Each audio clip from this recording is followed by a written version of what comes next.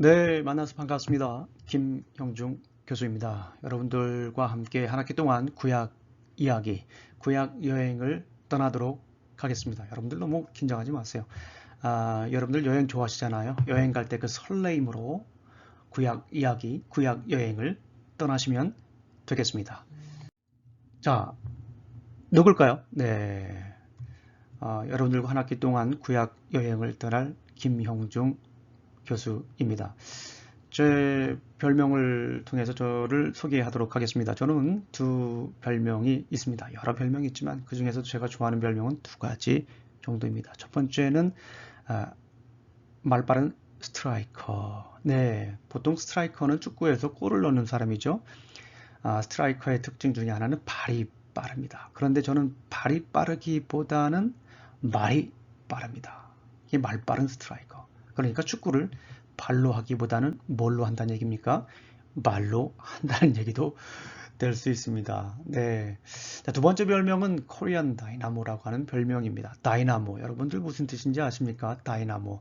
휴스턴 다이나모 축구팀이 있죠. 굉장히 역동적인 그런 의미를 가지고 있습니다. 발전기 뭐 그런 별명을 가지고 있습니다. 제가 달라스 신학교라고 하는 곳을 나왔는데요. 그곳에서 설교 시간에 설교를 하고 난 후에 우리 티모시 워렌이라고 하는 설교학 선생님께서 교수님께서 저에게 붙여준 별명입니다. 역동적인 설교를 했다. 뭐 그런 평가를 하셨습니다. 제가 개인적으로 굉장히 좋아하는 별명이기도 합니다. 자, 제가 왜 이 사진을 가지고 왔을까요? 어떤 분들은 이 사진을 보면서 뭐 선글라스가 잘 어울리네, 뭐 팔짱을 왜 꼈나 라고 볼 수도 있고, 어떤 분들은 뭐 뒤에 배경 여기가 어딘가, 누가 사진을 찍었나, 뭐 이런 생각을 하실 분도 있겠습니다. 그러나 제가 이 사진을 가지고 온 분명한 목적이 있습니다. 의도가 있습니다. 여러분들에게 한번 얼굴을 보여드리고 싶은 그런 목적이 있습니다. 그런 의도가 있습니다. 의도가 굉장히 중요해요. 왜 글을 쓰고 또 왜 그림을 그렸는지, 뭐 왜 음악을 하는지 그 저자의 작곡가의 의도를 파악하는 것이 굉장히 중요합니다. 제가 이 사진을 가지고 온 의도는 여러분들에게 저의 모습을 그래도 그나마 생생하게 한번 보여드리고 싶었기 때문에 그렇습니다. 자, 그렇다면 성경은 어떨까요? 성경의 기록 목적 또 성경의 의도는 무엇일까? 우리가 함께 잠시 살펴보도록 하겠습니다. 자, 여러분들 성경이 뭐라고 생각하세요? 성경은 어떤 내용을 담고 있을까요? 성경에 대해서 많은 사람들이 얘기를 합니다. 성경은 하나님의 말씀이다. 그렇죠. 이 가장 우리에게 잘 맞는 정의입니다. 성경은 하나님의 말씀이다. 그런데 여기에서 조금 다르게 생각하는 사람들이 있어요. 어떤 사람들은 성경은 하나님의 말씀을 포함한다. The Bible contains the Word of God. 이렇게 영어로 표현하는데요. 이거는 좀 위험한 발상입니다. 이 말이 무슨 말입니까? 성경은 하나님이 말씀일 수도 있고 아닐 수도 있다라고 하는 생각이죠. 그리고 아주 잘못된 정의를 가지고 있는 분들이 있어요. 그분들은 성경은 하나님의 말씀이 아니다. The Bible is not the Word of God. 이렇게 생각하는 분들이 있는데 그건 뭐 성경은 단순히 신화일 수도 있고 단순한 역사책일 수도 있고 하나의 문학작품으로 생각할 수도 있습니다. 그러나 중요한 것은 뭡니까? 성경은 하나님의 말씀이다. 이것이 가장 중요한 정의다. 라고 저는 생각을 합니다. The Bible is the Word of God. 그렇죠. 자, 그리고 성경 하면 우리가 빼놓지 않고 늘 얘기하는 것 중에 하나가 있습니다. 그것은 뭐냐면 성경은 Special Revelation이다. 성경은 하나님께서 우리에게 주신 특별 계시다라고 하는 거예요. 계시가 뭡니까? 계시라고 하는 것은 보여주는 거지 않습니까? 드러내주는 것이지 않습니까? 하나님의 뜻을, 하나님의 계획을 우리에게 보여주는 거예요. 그러니까 특별한 방법으로 보여준다. 그래서 성경을 통해서 보여준다. 특별한 내용이 그 안에 있기 때문에 특별하겠죠? 어떤 내용이겠습니까? 구원에 관한 메시지. 예수님에 관한 메시지가 그 안에 담겨져 있기 때문에 스페셜 레벨레이션이다 라고 합니다. 그리고 레벨레이션 중에 하나가 또 있는데요. 그건 뭐냐면 일반 계시, general revelation. 이건 뭐냐면 성경 외에 다른 것, 사람을 통해서 하나님은 보여주시기도 하고요.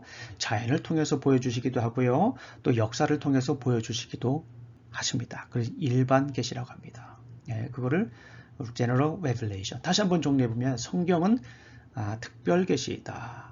그리고 자연이라든가 역사라든가 사람은 일반 계시이다 라고 볼 수가 있습니다. 자, 오늘은 제가 성경에 대한 저 나름대로의 특별한 정의를 가지고 왔습니다. 성경은 무엇일까요? 네, 성경은 하나님께서 그의 나라에서 그의 백성과 나는 영원한 사랑 이야기다 라고 말씀을 드릴 수가 있습니다. 여기서 가장 중요한 게 뭘까요?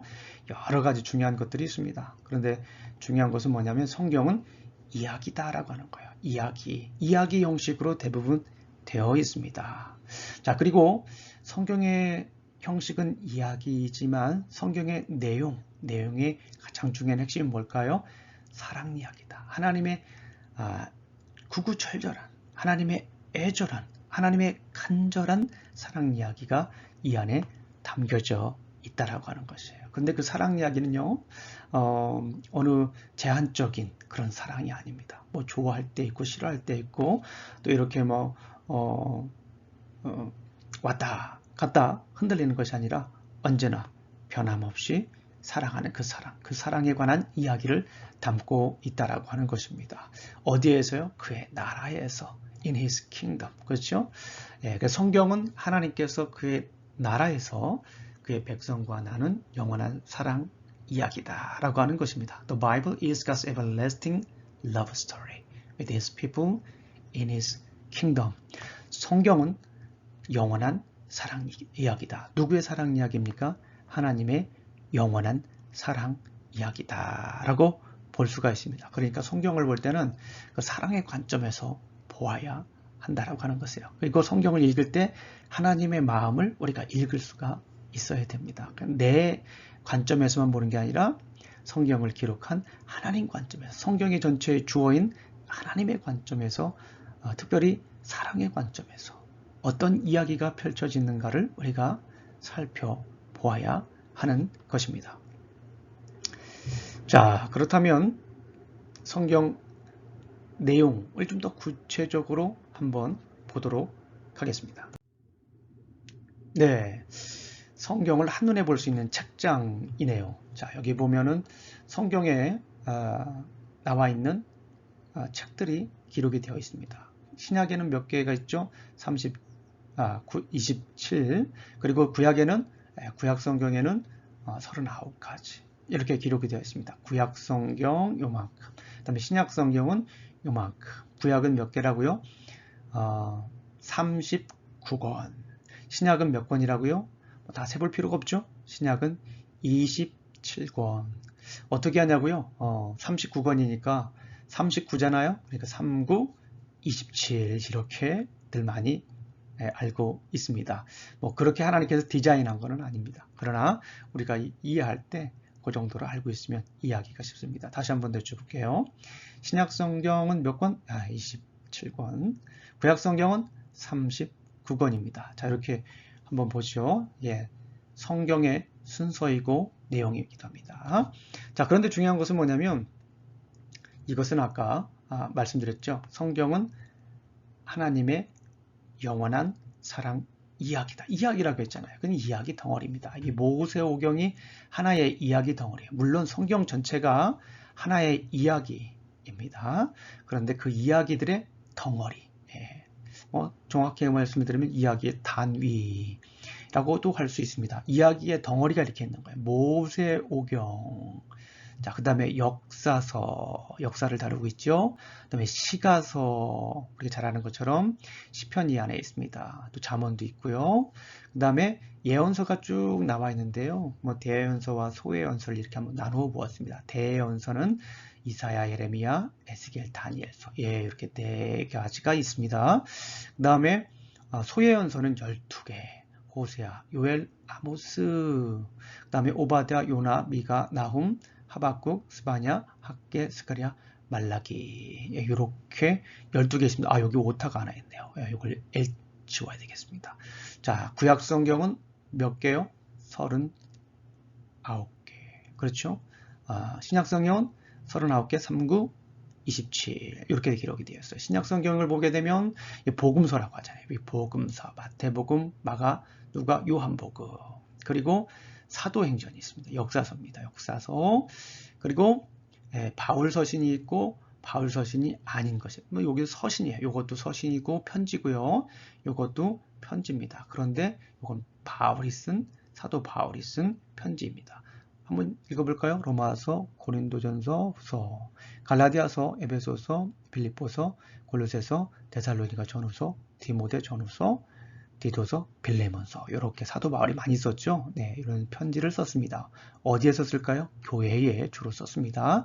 디모데는 사람이고요. 디도도 사람입니다. 빌레몬도 사람이죠. 교회와 사람에 대해서 목회자에게 대해서 썼습니다. 그리고 이걸 공동서신이라고 해요. 나머지 히브리서, 야고보서, 베드로 전후서, 요한 1, 2, 3서, 유다서 이거를 공동서신이다 라고 얘기를 합니다. 커먼 에피슬, 커먼 레터라고도 하죠. 자, 이 내용은 뭐냐면 사도 바울이 이렇게 야고보라든가 베드로라든가 또 요한에게 이렇게 죄송합니다. 사도 바울이 쓴 게 아니라 일반적으로 쓴 편지다라고 볼 수 있습니다. 사도 바울 서신은 여기 기록이 되어 있습니다. 죄송합니다. 그리고 맨 마지막에는 요한 계시록이 있죠. 이건 뭐 묵시록이다라고 이렇게 합니다. 자, 이 그림을 보게 되면 성경이 어떤 책들로 구성되어 있는가를 볼 수가 있어요. 그리고 이것은 어떤 이야기 덩어리로 구성이 되었는지도 볼 수가 있습니다. 모세오경, 역사서, 시가서, 대예언서, 그 다음에 소선지서. 신약성경을 가게 되면 복음서, 역사서, 사도 바울 서신, 그리고 공동서신, 그 다음에 예언서. 이렇게 기록이 되어 있어요. 성경이 굉장히 두껍죠?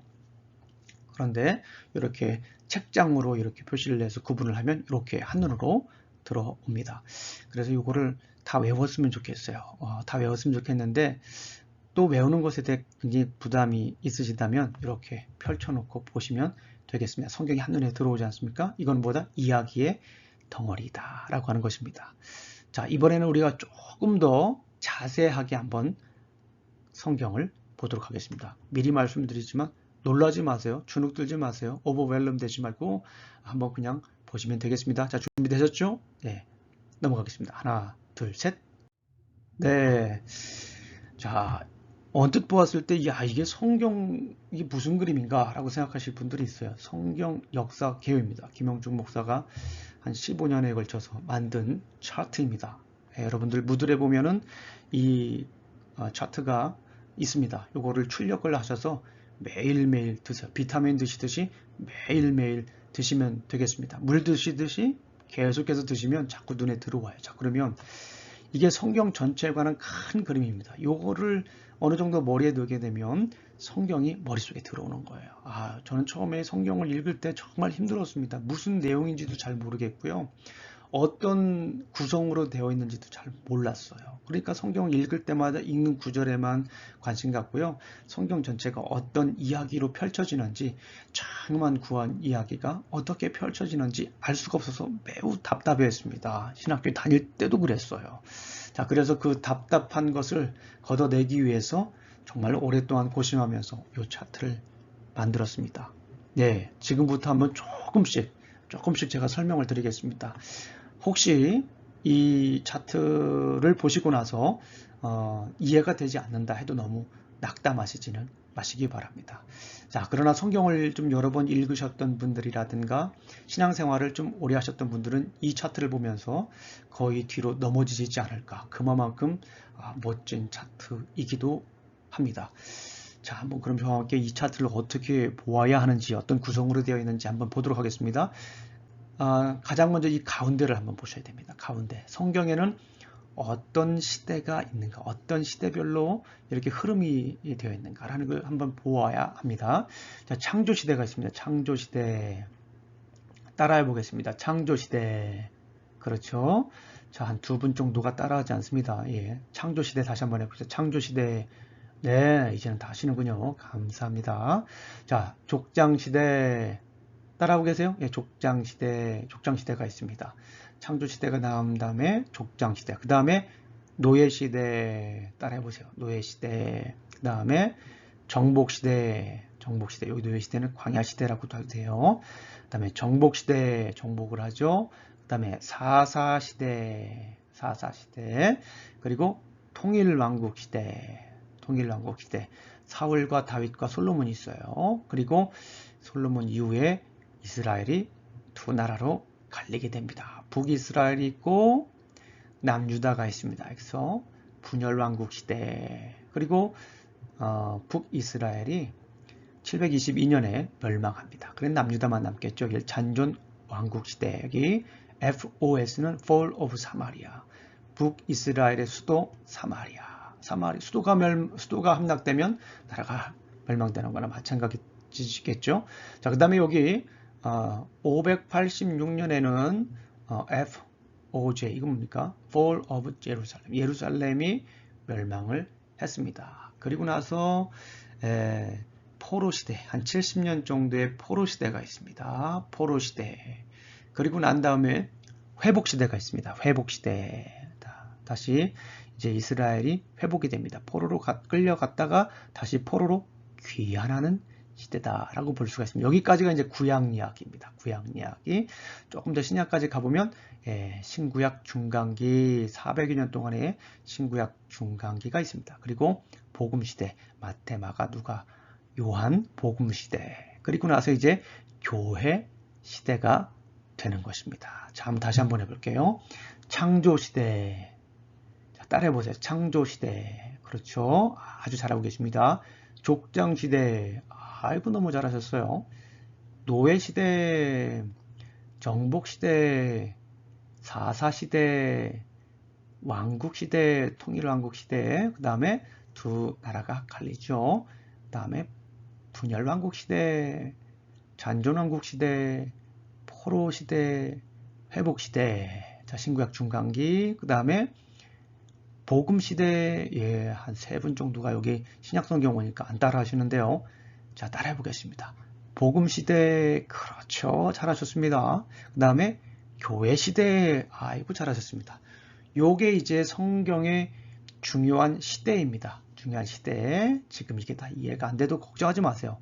앞으로 이 시대별로 자세하게, 나름대로 자세하게 한번 설명을 우리가 나눌 것입니다. 말씀을 나눌 거예요. 너무 걱정하지 마시고 큰 그림을 보는 거예요. 여행을 떠날 때 우리가 큰 그림부터 보지 않습니까? 예, 서부 여행 떠나보셨죠? 예, 저는 어스틴에 살고 있습니다. 어스틴에 서부 여행 갈 때 제 러버그로 갔다가 또 알버커키 갔다가 저 그랜드 캐년 거쳤다가 라스베가스 쪽 갔다가 저 캘리포니아로 가지 않습니까? 그래서 중요한 도시야, 큰 도시를 이렇게 한번 어디로 갈까 한번 살펴보지 않습니까? 그러는 거나 똑같은 거예요.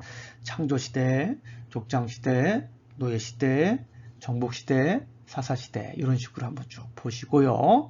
그 다음에 이 창조시대에 해당되는 성경, 우리 아까 구약성경은 몇 권이라고 그랬어요? 39권. 신약성경은 몇 권이라고 했죠?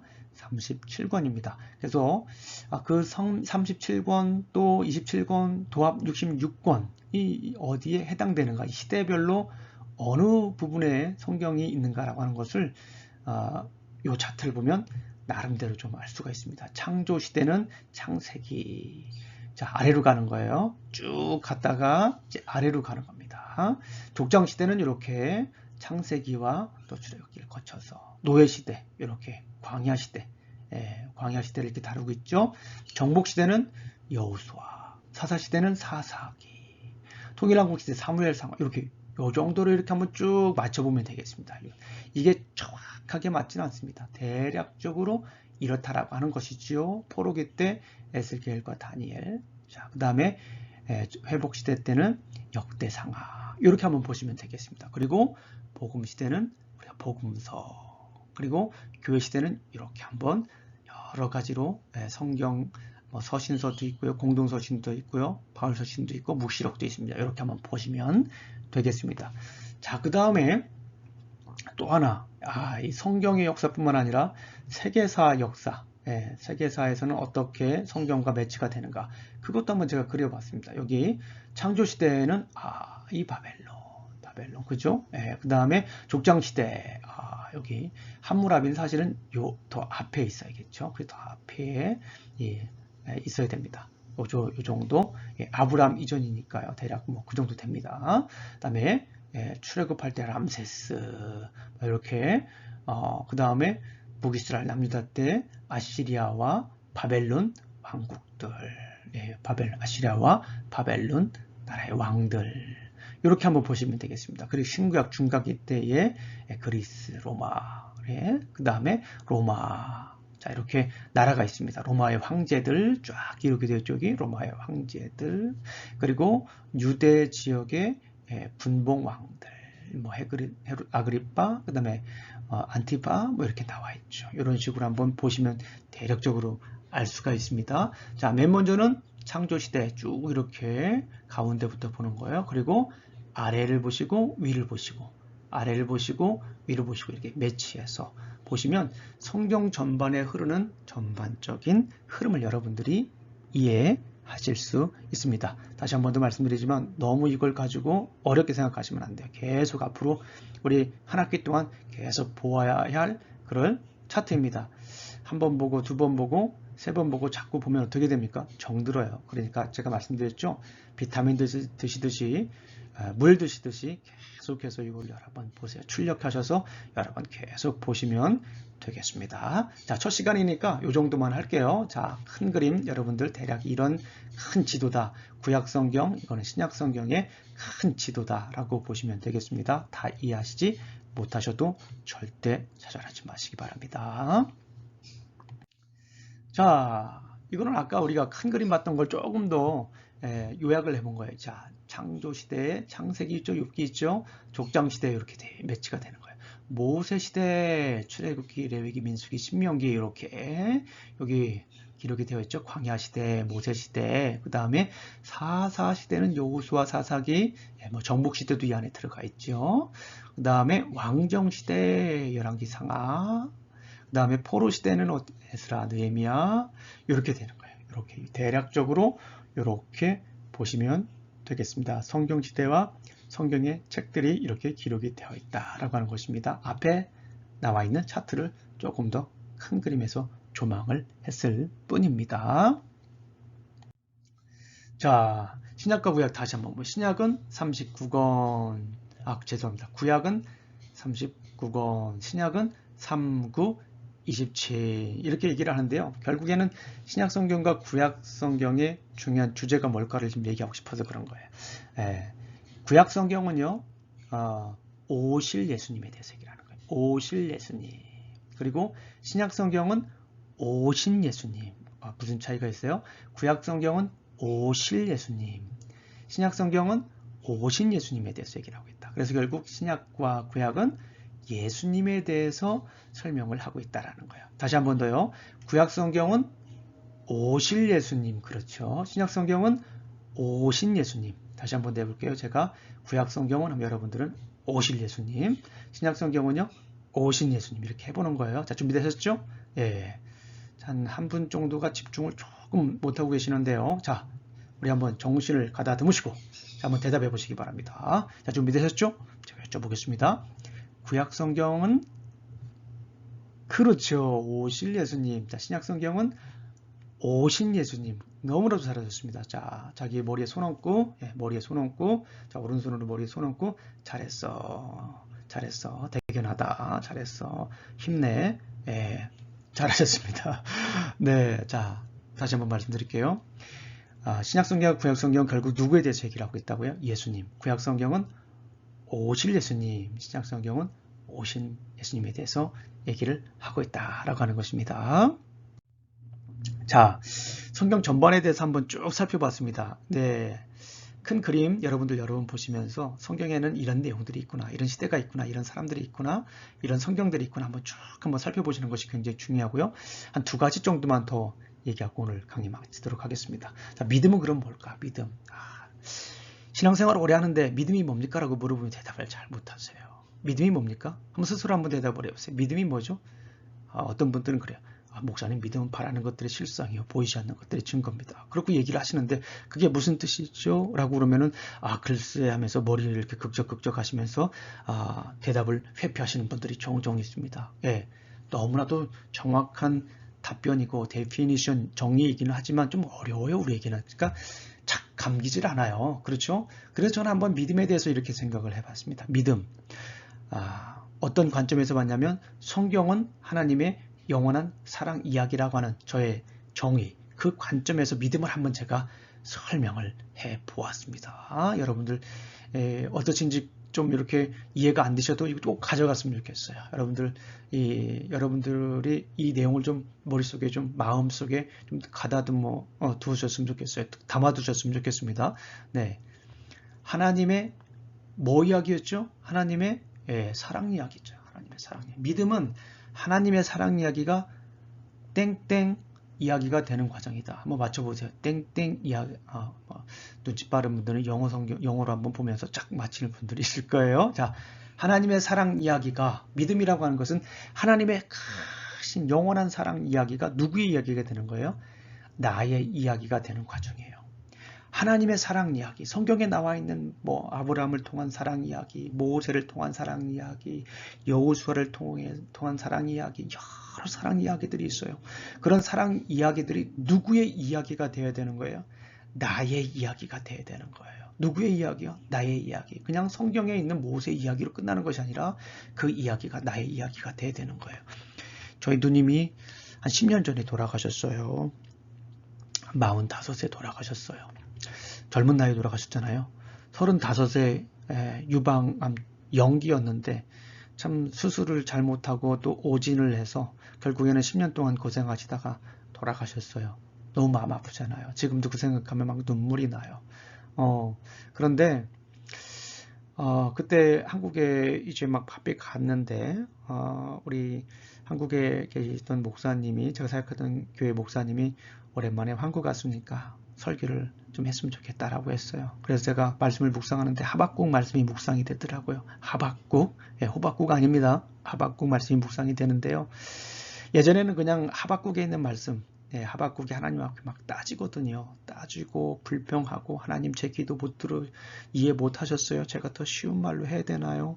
하나님 너무 답답합니다. 하나님 막 왜 이렇게 세상이 어지럽고 세상에는 공평도 없고 세상에는 이렇게 하나님이 없는 것처럼 돌아갑니까? 막 따지거든요. 그런데 하나님께서 말씀하세요. 오직 의인은 믿음으로 살아야 된다.